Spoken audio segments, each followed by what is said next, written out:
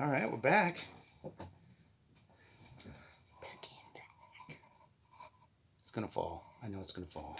Don't fall. Whatever. Okay, so where were we?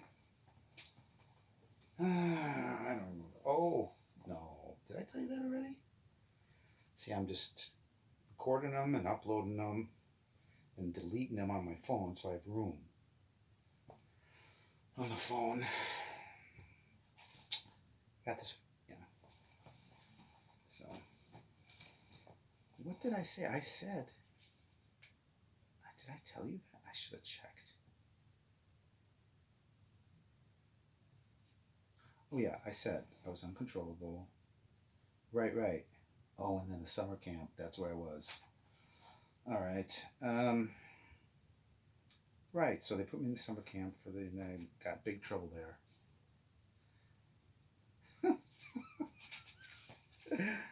All right. So then at the end of the summer, you're out of here. She said, you got to go. So they put me in the foster care system. Uh, my father wanted me to be sent away. I was lucky they didn't do that, I suppose. Right? I mean, that would have been worse. Instead, they put me in the foster care system for 2 years. I started off from 14 to 16. Check this out. In 2 years, I went through detention home, children's home, 4 foster homes, 1 group home, and 10 schools.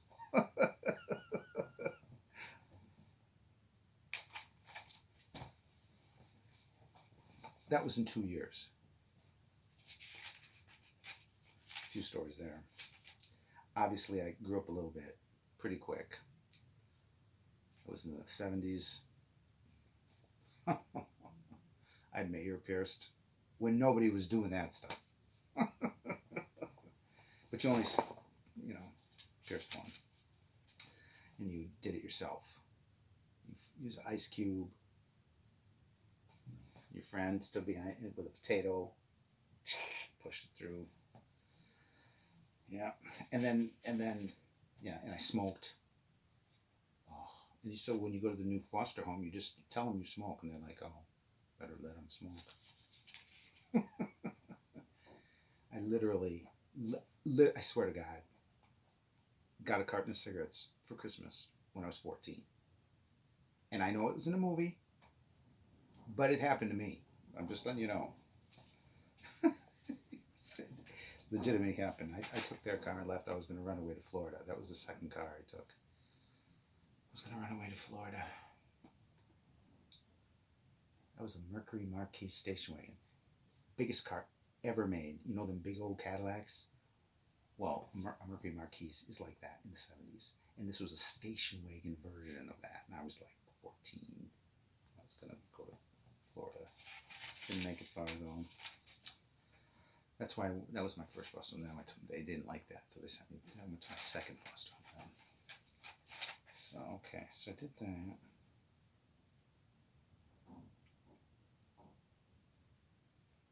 What's going on?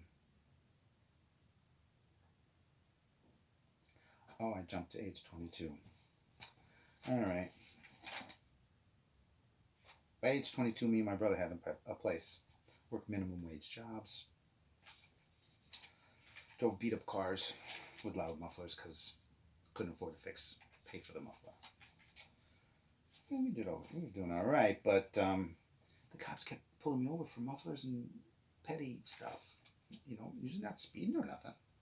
Usually, I've only gotten 2 speeding tickets in my whole life. They gave me tickets I couldn't afford. I couldn't pay for the muffler, so how am I going to pay for the ticket? Then that would happen over and over, and then suddenly I had all these unpaid tickets. Back then finally, they turn into warrants, and then everything, your license and everything gets suspended, and then back then, they didn't give you time to pay. So one day I'm driving to work, they pull me over again, and they haul me away and throw me in fucking prison. I said that. I can't edit it out either. Anyways, they threw me in debtor's prison. Oh my God, I was furious. I was furious. Even though I'd been through that stuff earlier as a kid, um, I was really not expecting this. Not only that would happen, but the way they handled the whole situation, and um, then the prison itself. That they had this, it was just the whole building of people locked in. Well, it wasn't quite as bad as a prison, but it was a debtor's prison. I think it was called house correction, so it's like civil, uh, municipal. Anyways, I was PO'd. It was a power play. That's all it was a power play. They didn't need to do that. They don't do it anymore, right? You get time to pay. I mean, I couldn't pay for my muffler. Then I couldn't pay for the tickets, and they kept giving me tickets. Now they took me away from my minimum wage job. I was driving to my third shift minimum wage job. And, it was just, I was furious. And, oh, I was, I made a decision in that week that would change my life. That, I'd already obviously wasn't too happy with some things in the world, and that didn't help. I decided power plays, that's how the world runs. Okay, fine, two can play that game. And it was only the principle of it. Only the principle of it. I decided I was going to, like, oh, that's how you want to play? So, what happened? Well, kids, what happened, kids? At age 22, I robbed a bank with a fake gun. Wasn't going to hurt anybody. In a Halloween mask. And I got away with the 2020 equivalent of $70,000. Spent it all. One of the things I bought was a 1976 Trans Am 455 4-speed. Look it up. Yippers. Local news called me the nice guy bank robber because I was nice. I got caught 6 months later though. By that time, that wasn't as well planned, and my life and self control was kind of spinning out of control, as you might imagine. By that point, I mean, my life was just a precarious balance, working minimum wage jobs after that childhood I had. And then when I just, my last respect for the rules changed, well then, and I'm trying to deal with, when you're a young person or any person trying to deal with life, it's a challenge. When you let go and start robbing banks, I'm lucky I'm not dead, I suppose. Then the judge told me that. He said, oh my God. Yeah, he said, you're lucky you're not on a slab. I remember and of course my dad wasn't going to pay for an attorney. He didn't care. He's like, lock him up. I remember so I got a public defender. It was useless. And I'll never forget. He's like, well, I worked really hard and I got it from 15 years down to 12. And I looked at him. He was just a young guy, although I was younger than him at that time. And I go, so? And he's like all shocked. I'm like, you're sitting here talking about 12 years like it's nothing. And now you think I should be all excited about 3 years? I mean, I suppose if I can do 12, I can do 15. I mean, come on. It was the beginning of it was the mid 80s by that time, and Reagan was in office, and that was the beginning of the whole tough on crime and build up. And of course, I couldn't afford a lawyer. Had I had a good lawyer, I would have got probation because I had no record and a fake gun, and no adult record and a fake gun. Yeah, it was ridiculous, and it was harmless. It was a harmless, intelligent. I just needed some guidance, which I'd never had. Obviously, they didn't do it through those foster homes. A lot of those people were in no way. Either they didn't pay attention to me, or they were just going through the money, or they couldn't handle me because I was a heck of a was a handful. It was a handful. One couple, there's a lot of other stories. So where were we now? 22, blah, blah, blah, blah, blah. Yeah, that's one. So, kids, I was in prison for 10 years, guys. Can you imagine? Oh, now it wasn't like some 1940s movie. It wasn't quite that bad, is it? But um, wasn't good. I was still, even though I had went through all that stuff as a kid, I was still, just a white boy from 1960s. Leave It to Beaver. That's a 1960s show. Neighborhood, and that's literally what I was. Um, Google Leave It to Beaver. He was a little troublemaker who, a little kid. That's kind of who I was. That's what I look like. You want to, if you Google stuff like that, you should Google it's a show called Fury, rather than it was a Kid and His Horse. And I know the opening to it still. Well, that's a detour, but the opening was, here in the Wild West of today, hard ride men still battle the open range for a living. Men like Jim Newton, owner of the Broken Wheel Ranch, and Pete, his top hand, who said he cut his teeth on a branding iron. Anyways, so I was in prison for 10 years, age 22 to 32. Except for the 2 weeks that I escaped at age 29. This is true. I did that. 2 stories there. When I got out, I went to college. That was my plan. And I wanted to learn. I wanted to learn about life in the world. Obviously, I was hunger for life after 10 years. And I just want to get a quick degree and a job, but to study history and philosophy and film and art. I did all that. And I joined the sailing club.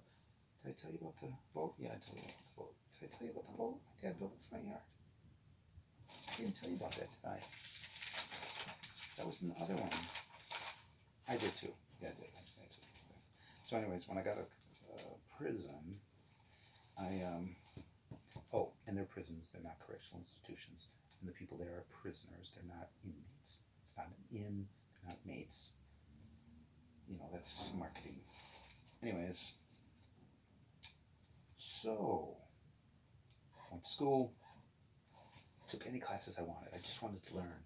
So and I just, everything from all kinds of stuff. So I'm technically like 1/3 away to any degree, but I got no degree. I ran out of student loans. But it was right as the internet was picking up speed. And so I could just keep learning on the internet. And that's what I do, independent study. And that was my goal. You can go to college either to get in and out quick and get a job, or you go to actually learn about life and study and stuff. But when my money ran out, although I still owe all that money, plus $1 million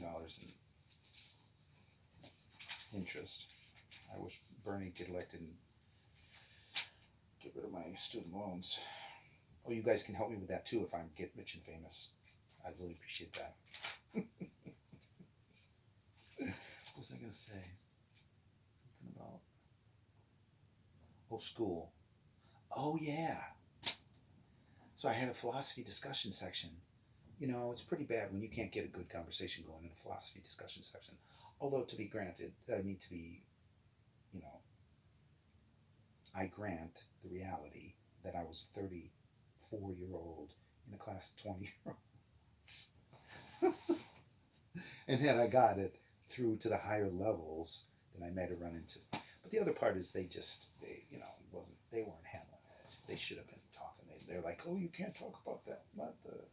Anyways, college, sailing clothes, switch over, blah, blah, blah, blah. All right, so now, what time are we on? Oh my God, we're at 14 already? Really?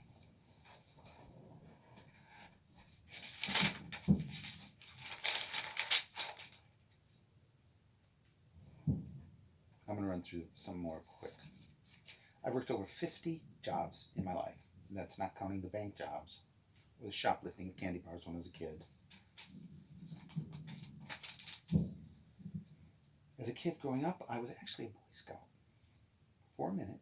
I was also a paper boy. I had paper routes twice, once in one of the foster homes, but once also when I was a kid. I shoveled snow for money as a kid. Um, uh,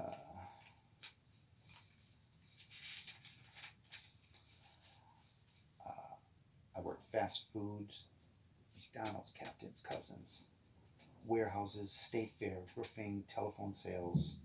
Had 5 different telephone sales jobs. Um, most of those were at the time I was 19 years old. Oh, it's almost done, I think.